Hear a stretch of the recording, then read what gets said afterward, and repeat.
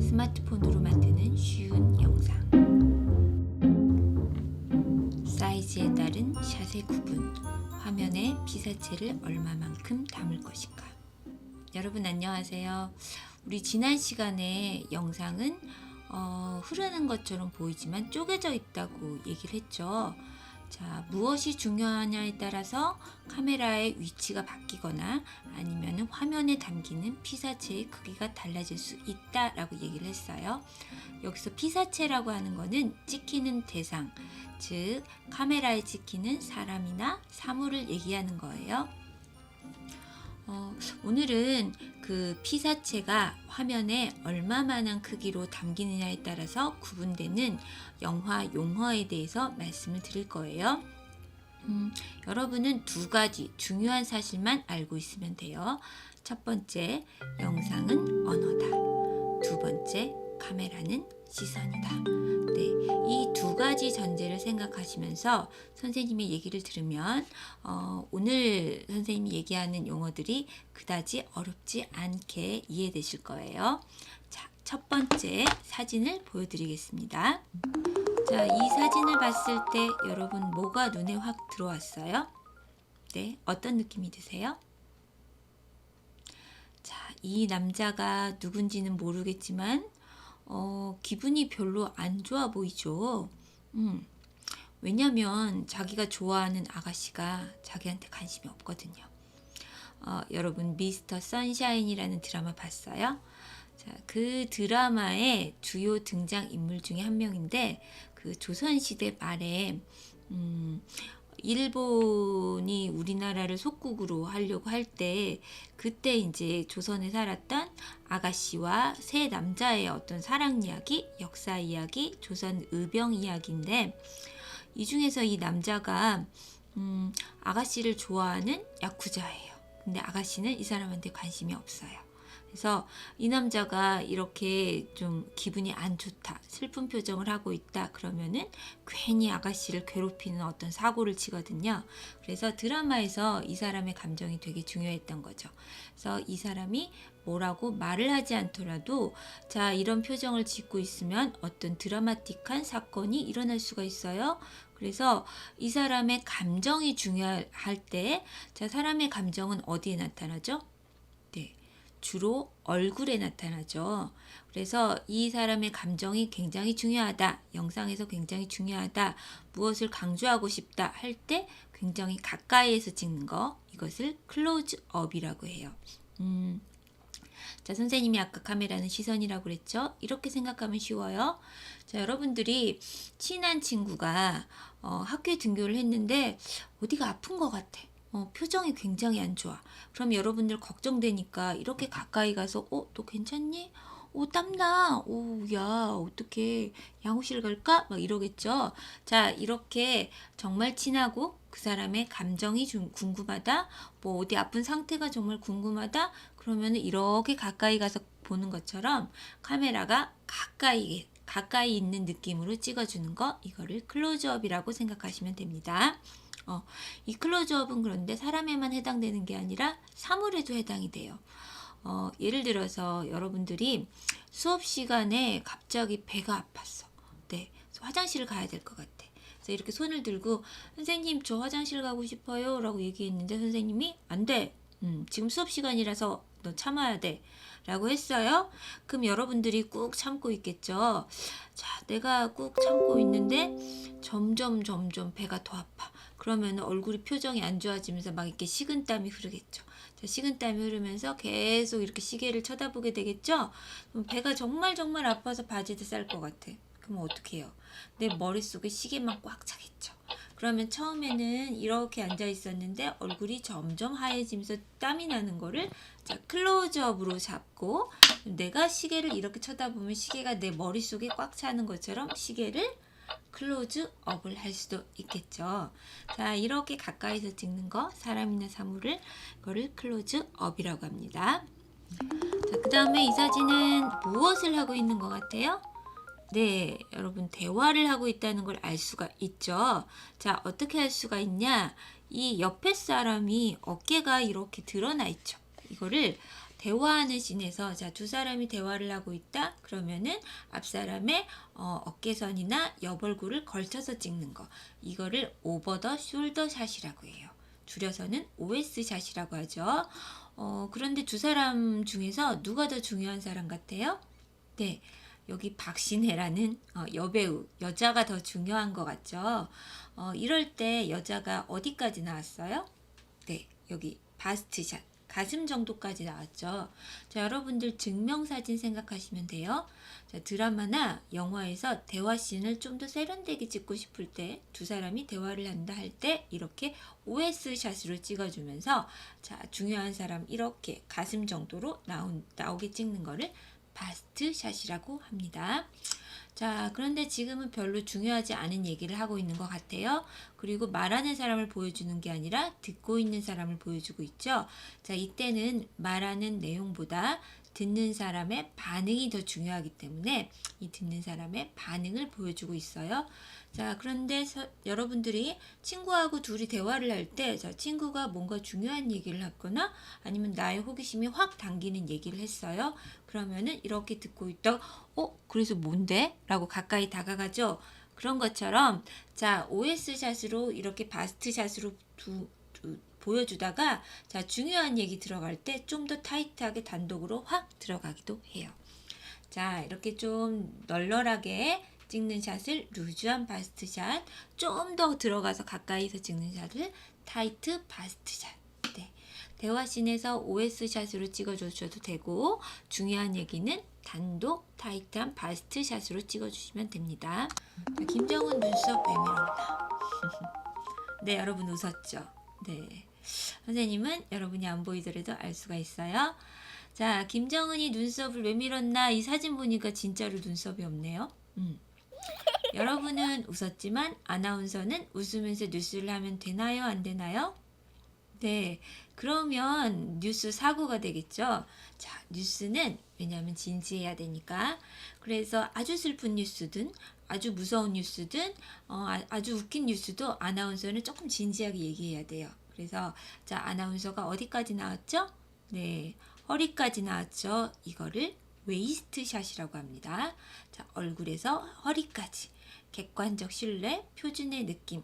어떤 이 사람의 말하는 감정이 아니라 이 사람이 말하는 객관적인 사실만 전달하려고 할 때 대화씬 중에서도 자, 이렇게 가까이서 찍은 거 바스트샷, 클로즈업은 굉장히 감정적인 씬이에요. 자, 바스트샷 정도 되면은 뭔가 사적인 대화를 하고 있다고 볼 수 있는데 웨이스트샷이 되면은 자, 객관적으로 어떤 정보 전달만 필요하지 감정의 교류는 필요가 없는 거예요. 그래서 여러분들이 이 허리선을 기준으로 자, 이거보다 올라갈수록 자, 친한 거다, 사적인 거다, 감정적인 거다, 가까운 거다 라고 생각해 주시면 됩니다. 그래서 여러분들 드라마씬에서 드라마는 대사가 되게 중요하죠. 자, 사건의 전개 위주가 특히 아침 드라마, 주말 드라마 이런 것들은 대사 위주로 가잖아요. 그럴 때 대사를 많이 보여주는 사이즈가 바스트샷이다. 네. 그 다음에 객관적인 사실을 전달할 때 예를 들어서 선생님이 지금 여러분들한테 이렇게 설명을 해주고 있잖아요. 자, 이 컴퓨터 때문에 선생님이 어디까지 나오는지 여러분들한테 안 보일 거예요. 선생님은 감정이 아니라 어떤 정보를 전달하고 있으니까 이 컴퓨터를 치우면 선생님 허리까지 나오겠죠. 자, 이것을 무엇이라고 할까? 네, 웨이스트샷이라고 합니다. 자, 여러분 용어는 기억을 해야 돼요. 이 사진, 자, 이게 가로 사진이라고 생각을 하고 자, 이 사진을 봤을 때 뭐가 눈에 확 들어오나요? 네, 뭐 물론 박보검이 잘생겼으니까 여러분들은 박보검의 얼굴을 보겠지만 자, 앞에 클로즈업하고 비교를 해봤을 때 자, 이 영상은 이 사진은 얼굴만 보이죠. 그런데 이 사진은 뭐가 제일 먼저 눈에 들어와요? 아, 청자켓을 입고 있구나. 박보검이 청자켓을 입고 가방을 들고 바지 한쪽에 손을 넣고 있네. 자, 여기는 행사장일까? 라는 생각이 들죠. 자, 얼굴의 감정에 대한 정보보다는 이 사람의 자세, 옷차림, 그 다음에 어떤 공간에 서 있나? 라는 정보량이 더 많아졌어요. 네. 자, 어떤 사람의 감정이 중요하다 그러면은 우리가 가까이 들여다보는 것처럼 얼굴을 보고 행동이나 자세나 옷차림이 중요하다 그러면 카메라가 좀 더 멀어지는 거죠. 자, 이거는 무릎까지 나왔으니까 니샷이라고 해요. 니는 무릎이란 뜻이거든요. 자, 그렇다고 해서 무릎을 바로 잘라서 보여주면 안 되고, 자, 찍을 때 여러분들 관절 부분은 자르면 안 돼요. 그럼 뭔가 이상한 느낌이 들거든요. 자, 대략 무릎 위쪽 혹은 무릎 아래쪽. 네, 이거를 니샷이라고 해요. 자, 선생님이 여러분들한테 여러분 선생님이 여러분들 엄청 사랑하는 거 알죠? 라고 하고 이렇게 손가락 하트를 했어요. 그럼 이렇게 얼굴 앞에 손가락 하트를 했으니까 여러분들 무슨 샷으로 찍을 거예요? 네, 바스트 샷으로 찍겠죠. 자, 그런데 선생님이 여러분 사랑합니다 이렇게 했잖아요. 그럼 선생님이 이렇게 하는 동작을 했죠. 그러면은 자, 아까 하트는 얼굴 가까이에서 이러고 됐지만 이렇게 하는 동작은 더 크죠. 그러면은 이 동작 자체를 보여주기 위해서 카메라가 더 멀리 가겠죠. 선생님이 생각할 때는 그런 때는 2샷 정도가 적당한 것 같아요. 자, 이거는 좀 무서운 화면이죠. 자, 여러분 이 드라마 혹시 보셨어요? 이거는 킹덤이라는 넷플릭스에서 굉장히 화제가 되고 있는 우리나라 드라마예요. 조선시대에도 좀비가 출연했어요. 무려 조선시대 왕실에. 그래서 제목이 킹덤인데 자, 여기서 열심히 뛰고 있는 사람이 주요 등장인물 중에 한 명이에요. 포수거든요. 저기 뒤에서부터 뒤에 이제 이 좀비 떼한테 쫓겨가지고 막 뛰어오고 있었던 거예요. 자, 카메라가 이쪽에 있는데 저 사람 저 뒤에서부터 왔는데 이제 카메라 가까이에서 온 거를 이제 선생님 캡처를 한 건데 자, 사실은 저 뒤에서부터 오고 있었으니까 뛰어오고 있는 동작이 머리에서 발끝까지 다 보이겠죠. 자, 이 사람은 지금 감정이 중요한 게 아니라 뒤에 쫓아오는 좀비 떼로부터 도망가는 이 열심히 달리기를 하는 그 행동이 중요하겠죠.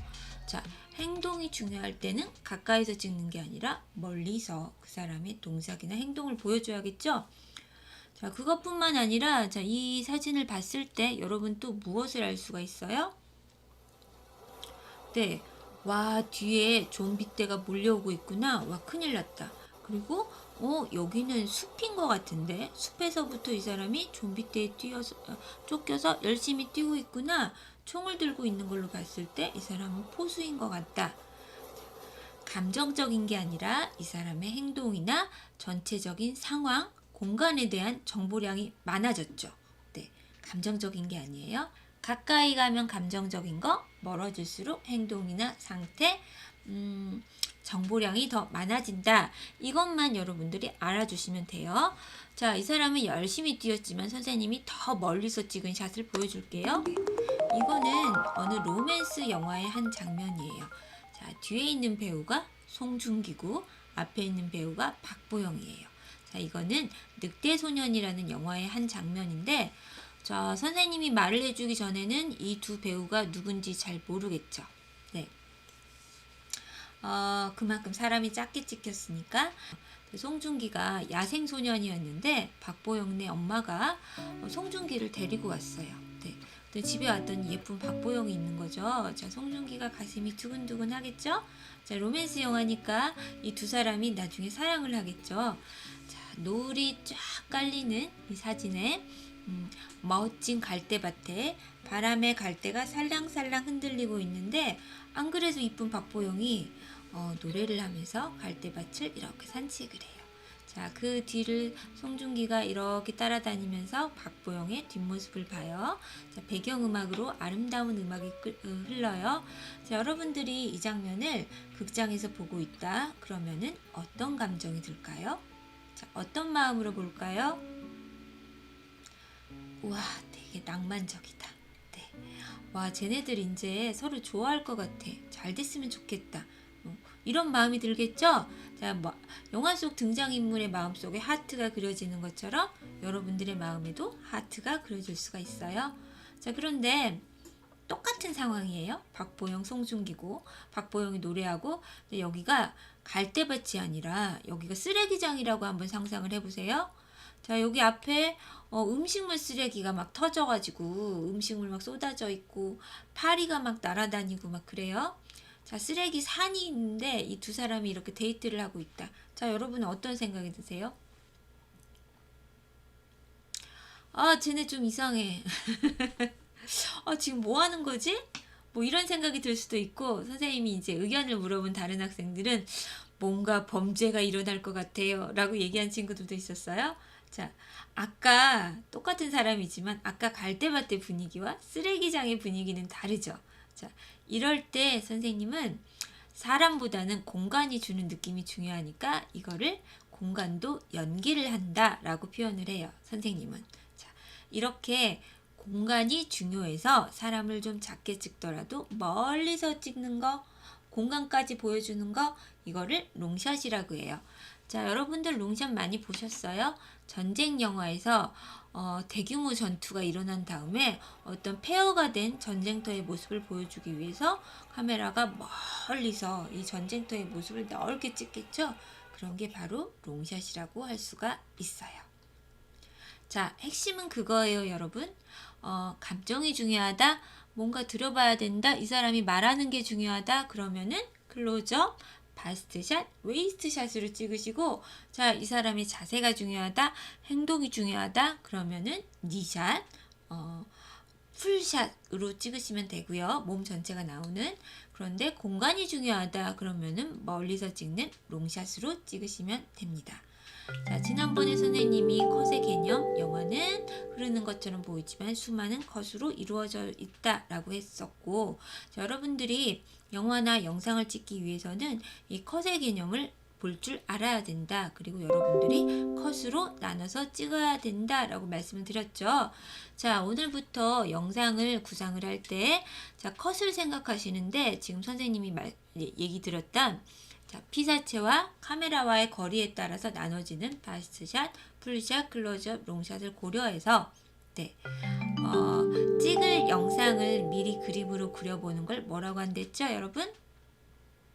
네, 스토리보드라고 한댔죠. 스토리보드, 콘티.